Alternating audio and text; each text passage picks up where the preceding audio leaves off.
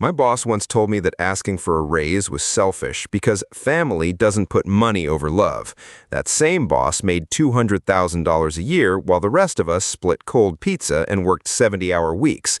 This is the story of how I escaped the most toxic, weird family cult you've ever heard of.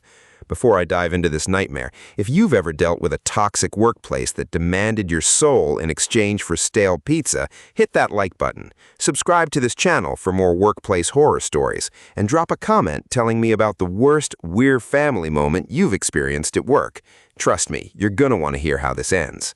It started 3 years ago when I landed what I thought was my dream job, fresh out of college with a marketing degree and student loans that made my chest tight every time I opened my bank app. I was desperate.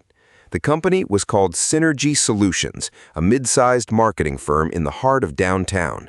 The name alone should have been a red flag, but I was 26 and naive. During my interview, the CEO, a man named Marcus Webb, shook my hand with both of his palms clasped around mine like we were long-lost brothers. "We're not just a company here," he said, his eyes gleaming with an intensity that made me slightly uncomfortable. "We're family, and family takes care of each other." At the time, those words felt like a warm blanket. I'd grown up in foster care, bounced around between homes, never really belonging anywhere. The idea of a work family sounded beautiful to me. It sounded like everything I'd been searching for my entire life. The office itself was designed to feel like a home. There were beanbag chairs in the corners, a full kitchen stocked with snacks, a ping-pong table in the break room, and walls covered with photos of employees at company barbecues and holiday parties. Every single desk had a small frame with the company motto, "Family first, forever forward." My first month was intoxicating. Everyone knew everyone's names. People brought homemade cookies to share. We had family Fridays where the whole office would order food together and play games during lunch. Marcus would walk around, putting his hand on people's shoulders, asking about their kids, their pets, their weekend plans. But slowly, almost imperceptibly, things started to change. Or maybe I just started to see them clearly. It began with the hours. My offer letter said 9 to 5, 40 hours a week, but within 2 months, I noticed that nobody left at 5, ever. The unspoken rule was that you stayed until at least 7, sometimes 8 or 9, and if you left early, meaning on time, you'd get these looks, these disappointed, pitying looks, like you'd just announced you were abandoning your children. "Leaving already?" My supervisor, a woman named Diane, asked me one evening at 5:30. Her tone was sweet, almost motherly, but her eyes were cold. "I just thought families stuck together during crunch time, but I'm sure you have your reasons." There was no crunch time. There was never any specific deadline or emergency. It was just the expectation that if you loved your family, you'd sacrifice your evenings, your weekends, your entire existence for them. I started staying late. My girlfriend at the time, Sarah, began eating dinner alone. Our conversations became shorter, more strained. "You work too much," she'd say. And I'd repeat Marcus's words back to her like a trained parrot. "Family takes care of each other. This is just temporary." It wasn't temporary. 6 months in, I asked about a raise. I'd been putting in 60, sometimes 70 hours a week. I'd brought in 3 new clients. My performance reviews were glowing. I walked into Marcus's office feeling prepared, feeling like I deserved this. Marcus leaned back in his leather chair and let out this long, theatrical sigh. "I have to be honest with you," he said, shaking his head slowly. "I'm a little hurt." "Hurt?" I blinked. "We've given you so much here. The snacks, the team events, the culture. We've welcomed you into this family with open arms."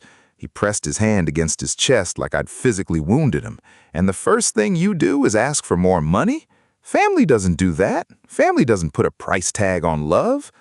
I left that office feeling like I was the problem, like I was greedy and ungrateful. I didn't ask for a raise again for another year. The pizza parties became a running joke that nobody laughed at. Every time the company hit a milestone or we landed a big client, instead of bonuses or raises, we got pizza. Domino's usually. Sometimes Papa John's if Marcus was feeling generous. We'd gather in the break room while Marcus gave a speech about how proud he was of his family, and then we'd eat lukewarm pepperoni pizza standing up because there weren't enough chairs. Meanwhile, Marcus drove a new Tesla. His wife posted Instagram photos from their vacation in Bali. But sure, let me grab another slice of this $5 pizza as a thank you for my 80-hour week. The breaking point came 18 months into my time at Synergy Solutions. Sarah had left me 4 months earlier. She said she felt like she was dating a ghost, someone who was never really present even when he was home. She wasn't wrong.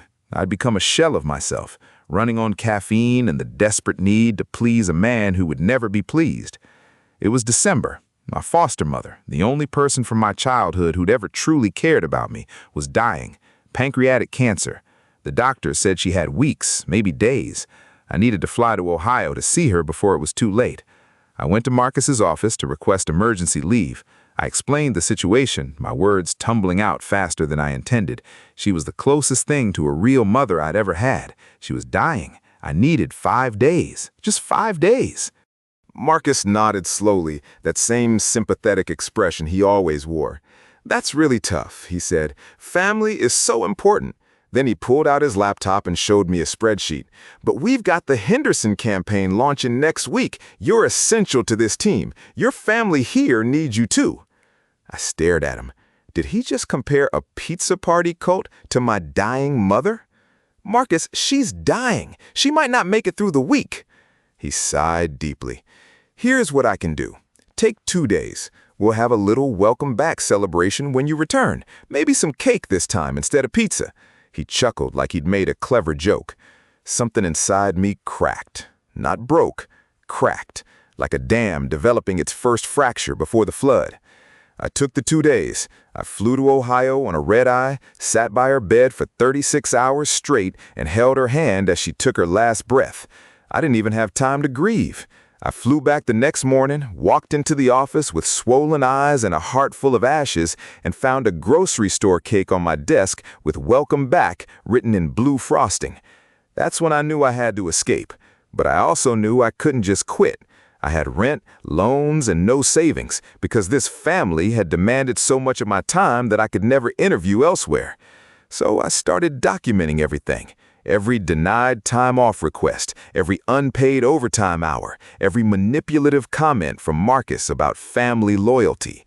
I created a spreadsheet tracking the actual hours I worked versus what I was paid for. Over the course of 6 months, I had worked over 400 hours of unpaid overtime. I also started talking to my coworkers quietly, carefully. Turns out I wasn't alone. Jessica, in accounting, had missed her son's championship soccer game because of a fake emergency. Derek, in sales, had been denied paternity leave because the team needed him.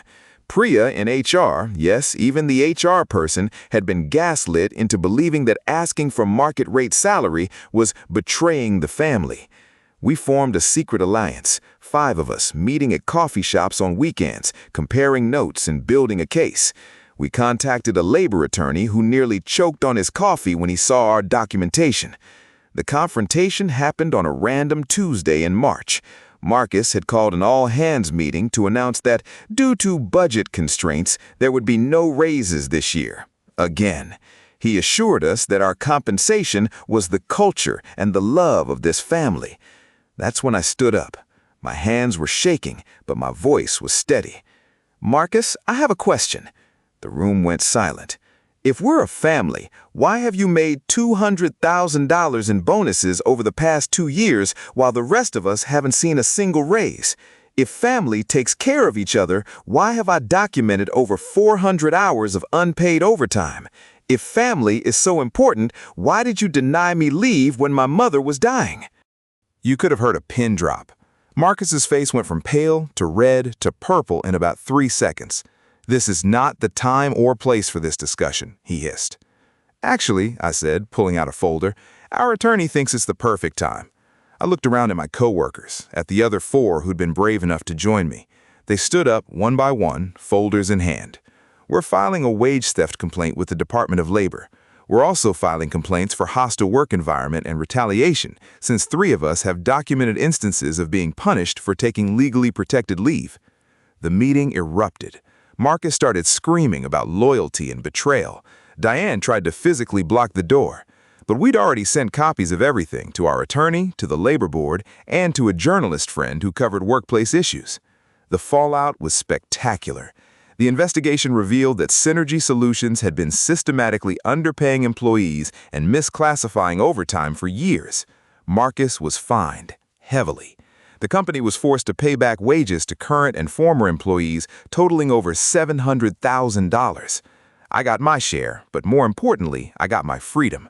I left Synergy Solutions and found a job at a company that actually respects boundaries. They pay overtime, they approve vacation requests, and not once has anyone called me family in a way that made my skin crawl. Looking back, I realized that the work-family narrative was never about caring for employees. It was about control. It was about making us feel guilty for having lives outside the office, for wanting fair compensation, for daring to believe that our time and labor had value. Real families don't manipulate you into working for free. Real families don't punish you for grieving. Real families don't substitute cold pizza for respect and fair wages. If your workplace calls itself a family but treats you like a servant, run. Document everything, find allies, and get out. Because the only thing worse than a toxic job is a toxic job that's convinced you that leaving would be betrayal. My foster mother taught me what real family looks like. It looks like showing up. It looks like sacrifice that goes both ways. It looks like love that doesn't come with strings attached. A pizza party will never be that, and you deserve so much more. Thank you so much for listening to my story. If this resonated with you, please hit that like button and subscribe to the channel for more workplace stories that need to be told. Have you ever been trapped in a work-family nightmare? I want to hear about it. Drop your story in the comments or send us a message. Your experience might be featured in our next video. Remember, your time has value, and no amount of pizza can replace real respect. Stay strong out there.